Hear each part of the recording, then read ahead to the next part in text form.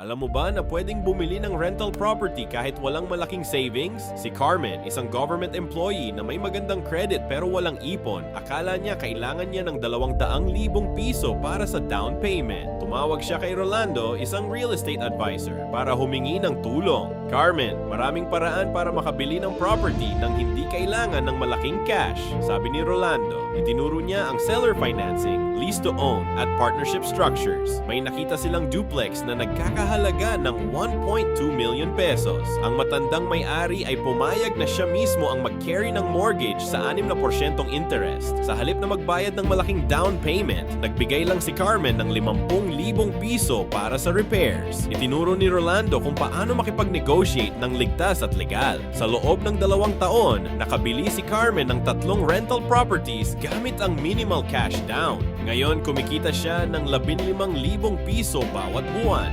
Proof na kahit walang malaking ipon, pwede pa ring mag-invest sa real estate.